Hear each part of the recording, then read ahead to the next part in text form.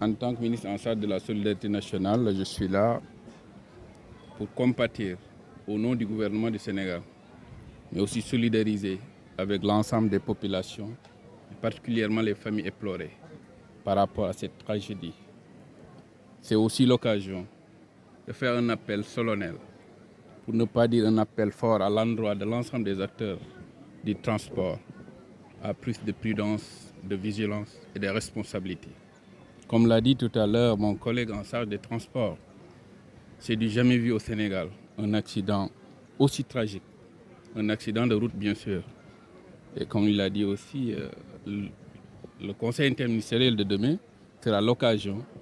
d'épulcher certaines questions et de voir dans la mesure du possible comment éviter de pareilles situations. Au-delà de ça, comme je vous l'ai dit, en tant que ministre en charge de la solidarité, notre mission est de venir et de constater d'abord, et en relation aussi avec les autorités administratives qui gèrent ce volet-là, voir qu'est-ce qu'il faudrait très rapidement mettre en place pour accompagner les familles éplorées, mais aussi les malades. Vous l'avez dit tout à l'heure, il y a plus de 75 blessés qui sont au niveau de l'hôpital, parmi lesquels 2 graves. On va essayer de voir dans les meilleurs délais comment faire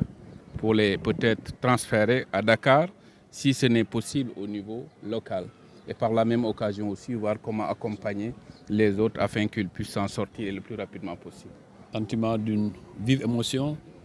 d'une tristesse certaine, d'être aujourd'hui l'objet de toutes les attentions du monde à travers un malheur qui s'abat sur tout le pays. Ceux qui sont décédés, c'est des Sénégalais venant de tous bords et dans un accident tragique. Et je dois dire que monsieur le gouverneur, quand il nous a informés, en relation avec les autres collègues, nous avons essayé de prendre les dispositions pour que les corps soient d'abord retrouvés, parce que certains corps étaient éjectés, et pour les amener à la morgue de l'hôpital régional Thierno Birahim Ndao, mais aussi que les autres blessés soient pris en charge correctement. Et je dois dire que l'administration territoriale, sous l'autorité du gouverneur,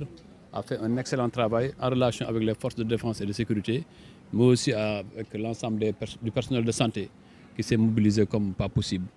pour trouver un appui à ces blessés.